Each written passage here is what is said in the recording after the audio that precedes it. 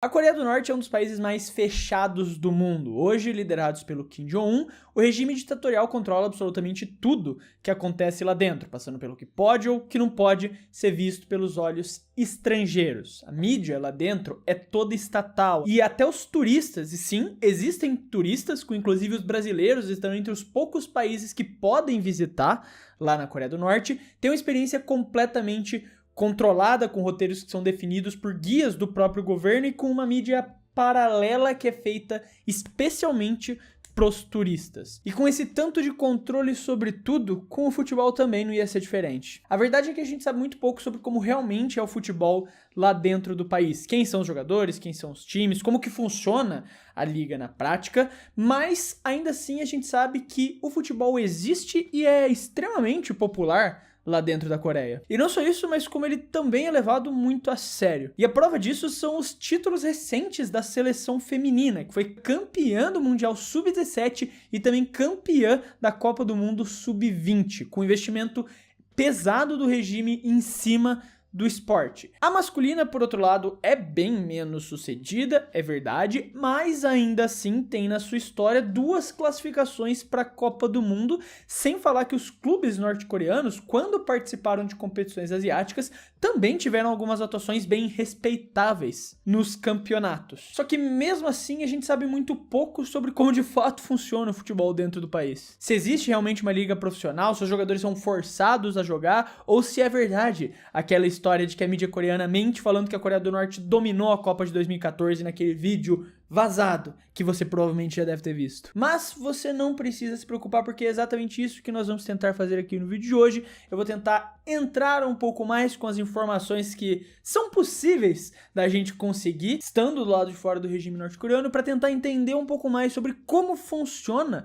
o futebol dentro do país e como e por que a seleção feminina da Coreia do Norte é tão forte e consegue disputar e vencer vários títulos. E bom, como eu falei até aqui, o futebol na Coreia do Norte é basicamente um buraco negro. É muito difícil de conseguir informação do lado de fora do regime. Mas não é tão difícil da gente entender como ele chegou lá e como ele começou a se tornar popular. Porque isso aconteceu muito antes de ter a divisão das Coreias, quando ainda existia só uma Coreia ali, lá por volta de 1882, obviamente, como acontece na maior parte do mundo, foi levado por marinheiros britânicos que chegavam lá na costa no meio dos seus barcos de comércio. E como provavelmente aconteceu com muitas pessoas assistindo esse vídeo aqui que desenvolveram esse amor pelo futebol por conta do pai, com a Coreia não foi diferente. Os pais do futebol, a Inglaterra, levaram essa paixão até eles, que rapidamente começou a se desenvolver nas escolas e nas universidades locais. E no fim das contas isso é até curioso pra gente entender um pouco como essas paixões realmente passam dos pais para os filhos. Às vezes é só um time, às vezes é o amor pelo futebol em geral, e essas são algumas heranças que a gente tem orgulho de escolher. Mas também nem toda herança que os nossos pais deixam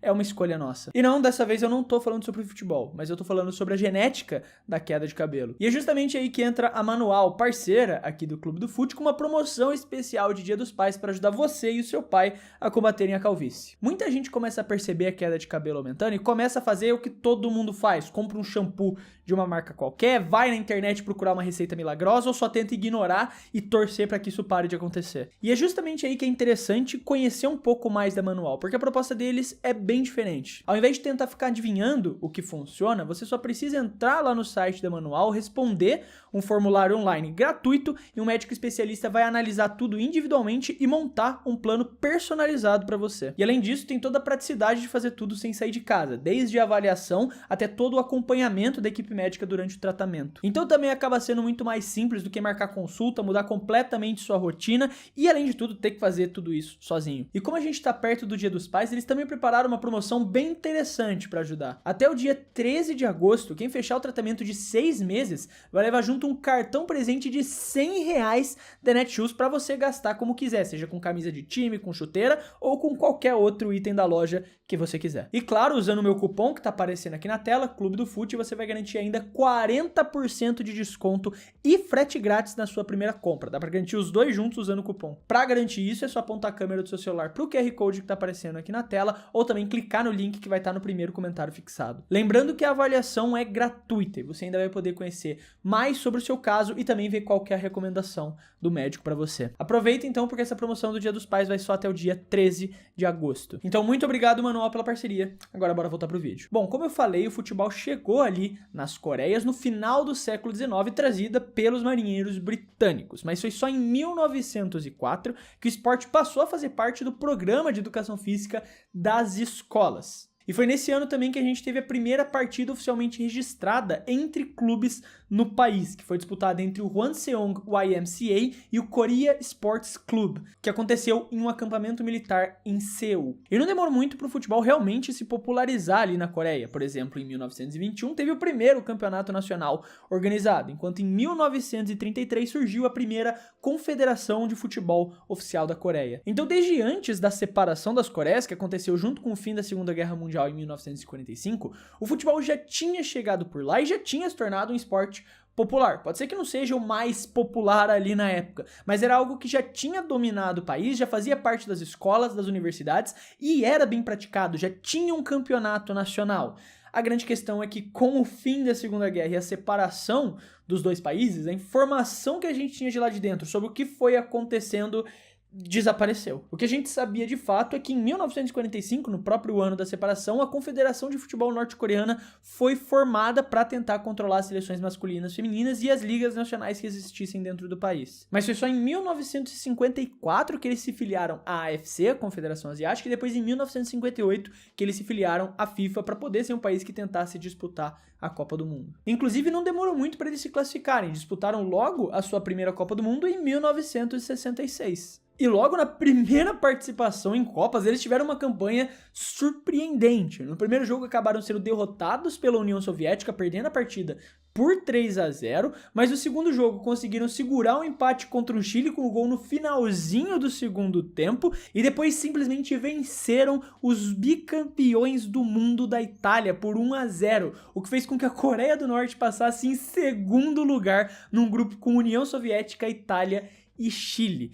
E no mata-mata eles tiveram um jogo espetacular contra a seleção portuguesa, em que eles chegaram a estar com 3-0 de vantagem para cima de Portugal de Eusébio. Porém, com 4 gols da lenda portuguesa, Portugal buscou o resultado e venceu o jogo por 5-3 para avançar para as semifinais. Mas a grande questão é que logo na primeira Copa do Mundo da Coreia do Norte, eles conseguiram vencer os bicampeões do mundo, a Itália, e quase eliminaram Portugal de Eusébio, indo para a semifinal. Esses jogadores voltaram lá para a Coreia do Norte como heróis do futebol, foram condecorados como heróis nacionais, ajudaram a espalhar a imagem da Coreia do Norte pelo mundo. E isso foi também extremamente importante para ajudar a popularizar ainda mais o futebol dentro do país, porque, segundo alguns dados que são divulgados pelo próprio governo norte-coreano, 1 a cada 5 norte-coreanos é declarado fã de futebol. E só 12 anos depois, na Copa da Ásia de 1980, a Coreia do Norte teria outra grande campanha, depois de um grupo A, onde eles ficaram em segundo lugar no grupo com Irã, Síria, China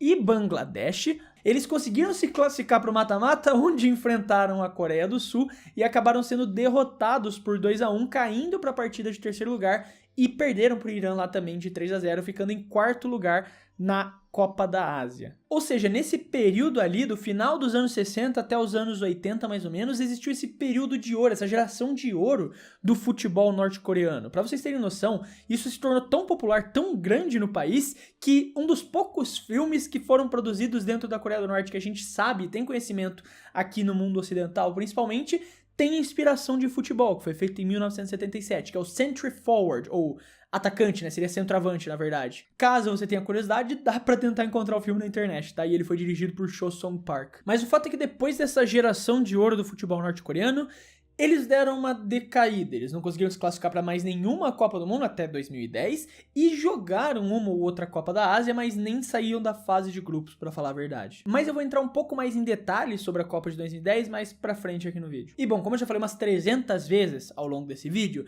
a gente tem pouca informação sobre o que acontece lá dentro da Coreia do Norte, especialmente nesse período em que eles ficaram um pouco afastados em relação ao futebol internacional. Mas a gente sabe algumas informações sobre como funciona o futebol internamente, principalmente nesses últimos anos, em que algumas informações começaram a ser mais divulgadas pelo regime. Como, por exemplo, o fato de que em 2010 o campeonato nacional foi renomeado para Top Class Football League e em outubro de 2017 deram outra mudança no nome, virou a DPR, que é a Democratic People's Republic of Korean Premier League Football. E desde essa última mudança, a gente tem um campeonato que é composto por 13 times competindo no sistema que a gente já conhece praticamente no mundo inteiro, pontos corridos com turno e retorno. Atualmente, o principal time da Coreia do Norte é tranquilamente o 25 de abril, que venceu 22 vezes o campeonato nacional. E já começa com uma história meio confusa, porque a data de fundação do clube é meio incerta, e não é 25 de abril, apesar do nome ser bem sugestivo com isso. Alguns registros falam que foi em março de 1947, enquanto outros falam que foi em julho de 1949, mas não existe nenhum dado oficial para comprovar quando que o clube foi fundado. Mas o que a gente sabe é que por volta ali de 1971 ou 1972, o clube começou a se chamar 25 de abril, que não era o seu nome original, como uma homenagem à data de criação do exército guerrilheiro de Kim Il-sung, em 25 de abril de 1932. Esse que é considerado o predecessor do Exército Popular Coreano, ou seja, um clube diretamente ligado ao militarismo norte-coreano. Porém, diferente de algumas outras ditaduras pelo mundo, o 25 de abril não é uma unanimidade na questão de títulos, como é o caso do Arkadag lá no Turcomenistão, que eu já contei em histórias de shorts por aqui, mas é basicamente um clube fundado em homenagem ao líder do Turcomenistão, que roubou os melhores jogadores do país e simplesmente vence todos os jogos sem ter nenhum empate e nenhuma derrota ao longo de todo o campeonato. Resultados extremamente conquistados no mérito esportivo. Agora, pelos dados que a gente tem, o 25 de abril não funciona dessa forma dentro da Coreia do Norte, porque outros times conseguem vencer ocasionalmente a Liga Norte-Coreana, como foi o Hyeomyong, que venceu em 2024, ou Kigwon-cha, que é 6 vezes campeão da Liga, sendo o segundo maior campeão do campeonato norte-coreano. Então dá até pra gente dizer, de certa forma, que a Liga Norte-Coreana seria como a Bundesliga. Tem um time muito mais rico e poderoso que pega os melhores jogadores dos rivais, mas uma vez ou outra, um outro time consegue montar uma estrutura forte e bater de frente com o time dominante. Agora, atualmente, os clubes norte-coreanos não estão disputando competições da AFC. Porém, lá em 2017, isso começou a acontecer por meio de um convite da federação, como uma forma ali de tentar integrar mais o futebol norte-coreano dentro do ecossistema do futebol asiático. E, curiosamente, o 25 de abril fez boas campanhas na AFC Cup nos anos em que participou dela. Na edição de 2017, por exemplo, num grupo com outro time norte-coreano, o Kigwon-cha e o Erchin da Mongólia, eles conseguiram liderar o grupo com 8 pontos e avançaram para a fase de mata-mata, onde acabaram sendo derrotados pelo clube indiano Bengaluru. Porém, em 2018, a situação foi bem diferente, com o 25 de abril tendo uma campanha muito boa, em que eles lideraram mais uma vez o seu grupo com outro time norte-coreano, o Hwaebu, mas também com um time de Macau, o Benfica de Macau e o Hangwon de Taiwan. Lá eles mais uma vez conseguiram liderar o grupo, vencendo todas as suas partidas, levando somente 2 gols, avançaram para o mata-mata, onde venceram o Home United de Singapura por 11-1, mas depois perderiam ali nas semifinais para o time de Turcomenistão, Al Tin-Assir, por conta da regra de gols fora de casa, depois de ter ficado em 3-3 no agregado, fazendo com que eles ficassem em terceiro lugar na AFC Cup, o melhor resultado de um time norte-coreano. Melhor resultado até 2019, quando o 25 de abril de novo fez uma campanha muito fora da curva, liderando um grupo contra 2 times de Hong Kong e um time de Taiwan, novamente vencendo 5 partidas, mas dessa vez com uma única derrota. No mata-mata, eles venceram o time de Bangladesh no agregado por 5-4, avançaram para a semifinal para enfrentar o Hanoi do Vietnã, onde conseguiram vencer pela regra dos gols fora de casa, empatando em 2-2 no agregado, e chegaram até a final contra o Al-Ahad do Líbano, mas acabaram perdendo a partida por 1-0. O que significa que o 25 de abril ficou a isso daqui de conquistar um título continental. Porém, depois de 2019, a gente teve a pandemia, que começou, obviamente, em 2020. Desde que a pandemia se iniciou, os clubes norte-coreanos pararam de jogar as competições asiáticas, obviamente por conta das questões logísticas que estavam acontecendo durante a pandemia, mas desde o fim da pandemia, o convite que era feito pela UFC não aconteceu mais e os clubes norte-coreanos pararam de disputar a competição. Mas a gente pode ver que realmente os clubes eram bem competitivos, pelo menos pro nível de competição que eles estavam disputando, conseguindo chegar inclusive até numa final de AFC Cup, perdendo por 1-0. Então o futebol internacional não é algo tão estranho assim para a Coreia do Norte. Apesar dos diversos problemas que eles tiveram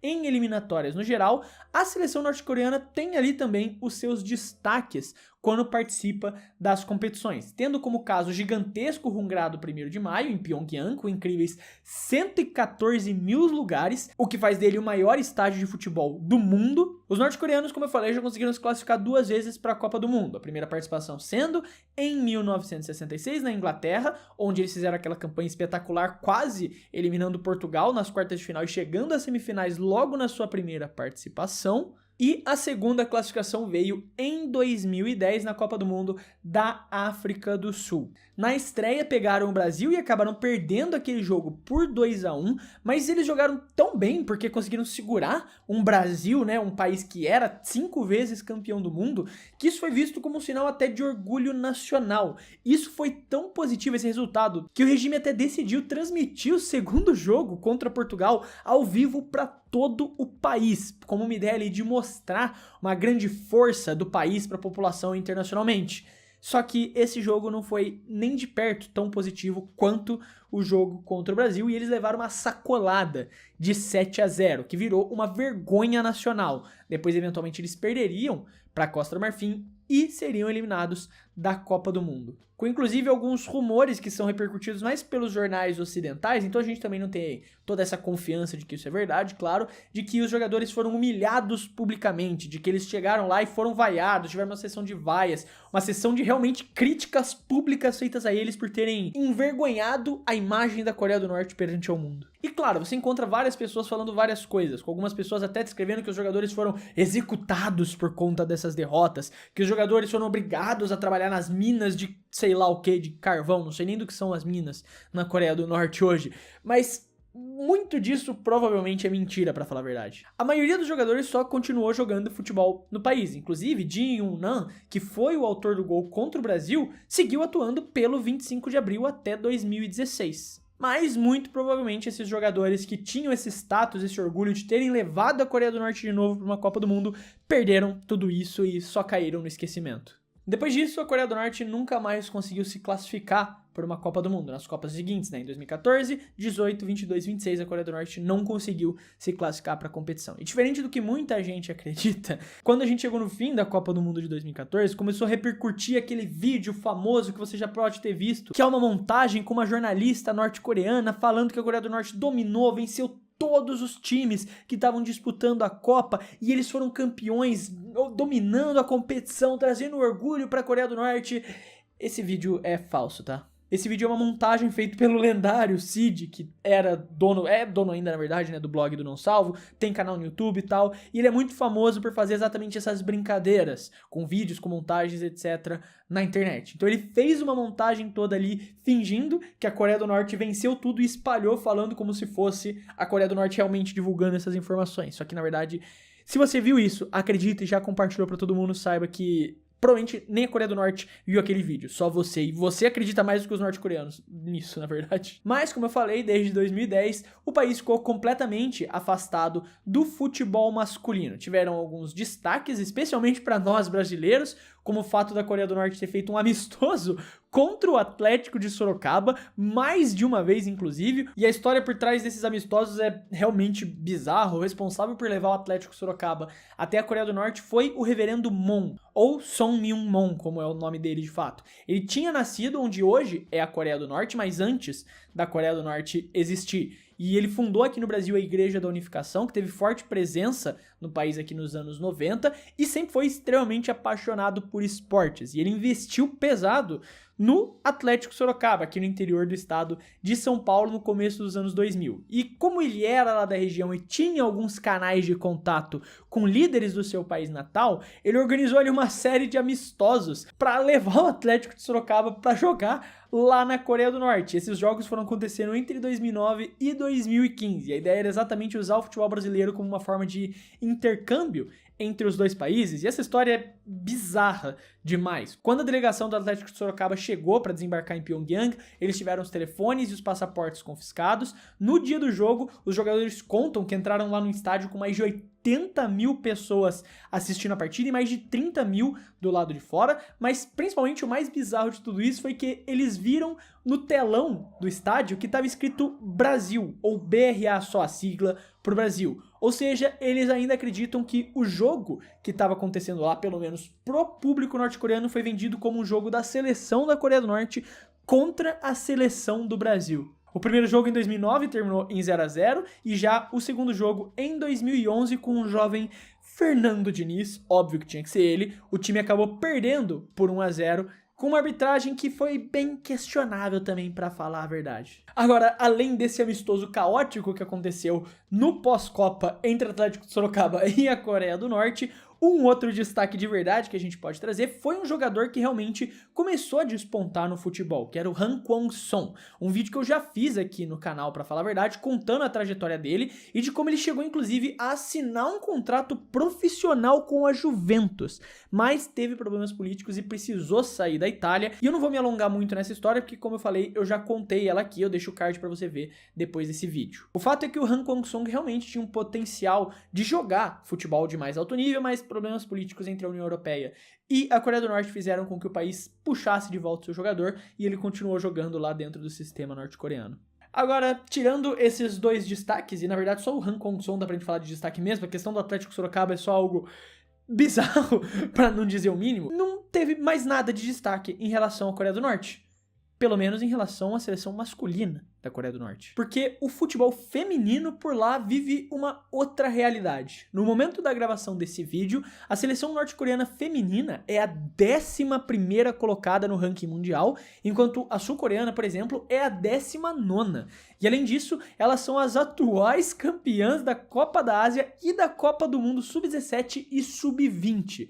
E na Copa do Mundo Feminina de 2027, que vai ser aqui no Brasil, a seleção norte-coreana já está classificada para vir disputar o campeonato aqui. E se elas chegarem a jogar na Neoquímica Arena, que vai ser um dos estádios da Copa, a gente pode ter um reencontro de Coreia do Norte e Fernando Diniz, que são palavras que eu nunca imaginei que eu diria na minha vida. E esse sucesso todo da seleção feminina não é por acaso, não é sorte. É realmente algo planejado e que faz sentido dentro do contexto da Coreia do Norte. Isso porque o futebol, ele é visto como uma ferramenta ideológica dentro do governo do Kim Jong-un. Ele mesmo já disse que os atletas têm que encarar os treinos deles como ordens de combate do partido e o campo de treino e de jogo é como um campo de batalha para implementar as ideias do partido e defender o país. E essa fala não é tão figurativa não, para falar a verdade, porque quando ele realmente diz que os atletas têm que tratar os treinos como ordens de combate e esse campo como um campo de batalha, é isso que acontece na prática. As jogadoras e os jogadores também são tratados como soldados e eles usam então títulos e conquistas externas para provar que o sistema norte-coreano é superior para a sua população. E é exatamente por isso que aconteceu o que aconteceu no caso quando eu comentei para vocês da seleção masculina da Coreia do Norte, em que eles foram disputar a Copa do Mundo de 2010 e por conta das derrotas foram humilhados publicamente, porque é como se eles tivessem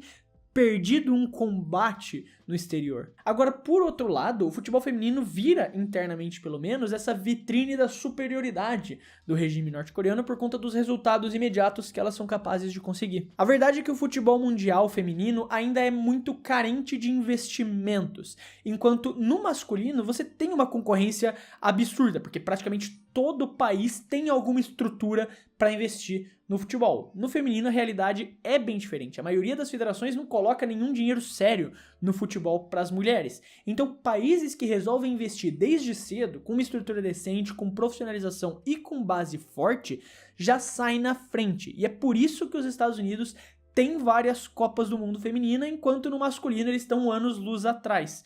Existem alguns outros fatores também, claro, mas isso é papo para um outro vídeo. Mas é exatamente por conta disso que o futebol feminino norte-coreano é tão bom da maneira que é, porque eles têm um investimento de base e um investimento profissional. Existe uma liga feminina profissional também dentro da Coreia do Norte e as jogadoras, tal qual os jogadores, são tratados de maneira igual dentro do sistema. Pelo menos, claro que em questão de salários ou em questão social, a gente não tem muita noção de como realmente é esse tratamento, mas pelo menos na questão da profissionalização e na questão dessa militarização que acontece da imagem do esporte, elas são tratadas de forma igual desde o começo. Isso faz com que a Coreia do Norte, por conta disso, tenha um investimento no futebol feminino muito maior que várias seleções e países ao redor do mundo. E claro, elas não são favoritas para a Copa do Mundo de 2027. De novo, são as 11ª colocadas do ranking feminino. Não significa que elas vão chegar aqui, dominar e vencer o campeonato. Mas ainda assim, tem total capacidade de surpreender e fazer uma grande Copa. E como alguém que tá bem ansioso para assistir jogos nos estádios da Copa Feminina em 2027, ano que vem aqui no Brasil, eu não vou mentir para vocês que eu adoraria que alguns dos jogos fossem aqui no estado de São Paulo, para eu realmente assistir a seleção norte-coreana jogar no estádio, porque eu acho que deve ser alguma experiência única na vida, poder dizer que viu a seleção norte-coreana jogar. Mas fora o sucesso esportivo da seleção feminina, como eu já falei aqui, o futebol é um esporte extremamente amado lá dentro do país, como nos dados divulgados pelo menos pelo regime. Por conta disso, obviamente, as pessoas assistem às transmissões de futebol que acontecem lá na Coreia do Norte, mas não só do campeonato norte-coreano, como também de outras ligas como a Premier League. O fato é que recentemente vazou algumas informações de que a Premier League estaria sendo transmitida na Coreia do Norte por meio de links piratas e jogos editados, geralmente durando bem menos que os 90 minutos, por volta ali só de 60 minutos, e com delays dos jogos que podem chegar até 1 ano de atraso até a data da transmissão, como foi o caso de uma partida de Liverpool e Aston Villa transmitida lá dentro do país. E provavelmente esse atraso ele existe para cortar patrocinadores ingleses e de outros países, como os Estados Unidos, além de não mostrarem de forma alguma também jogadores sul-coreanos. Então, enquanto o Son estava lá no Tottenham, não existia jogos do Tottenham para os norte-coreanos, além de Wolverhampton também, por conta do Hwang Hee-chan. Então, pelo que a gente é capaz de saber, o povo norte-coreano realmente gosta de futebol. Mas, no fim das contas, a Coreia do Norte continua sendo um dos maiores mistérios que a gente tem no mundo do futebol. A gente sabe de algumas coisas, como a participação em Copas, os títulos femininos, o 25 de abril, o estádio gigantesco, ou até mesmo a aventura do Fernando Diniz lá no país. Mas, a verdade é que muito do que se diz por aí é mais especulação do que informação concreta, porque entre as várias histórias que a gente tem, como de jogadores executados, jogadores que sumiram, relatos que nunca são confirmados, ou do vídeo misterioso falando que a Coreia do Norte atropelou todo mundo e foi campeã em 2014, nada disso nunca é realmente confirmado. O que a gente sabe com certeza é que o futebol lá é levado a sério, mas como quase tudo que acontece no país, às vezes a sério até demais. E por conta disso a gente nunca vai conseguir saber com exatidão a história completa de tudo que realmente acontece dentro daquele território. Mas aí tá um pouco de como funciona o futebol na Coreia do Norte.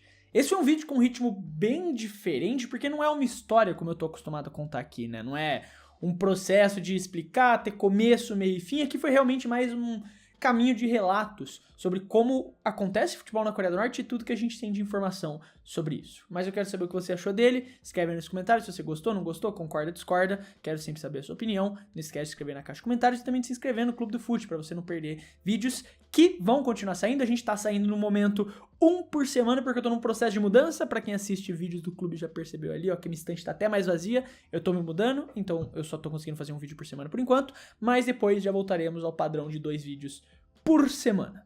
No mais, eu quero deixar um abraço pra você que ficou até aqui e até o próximo vídeo.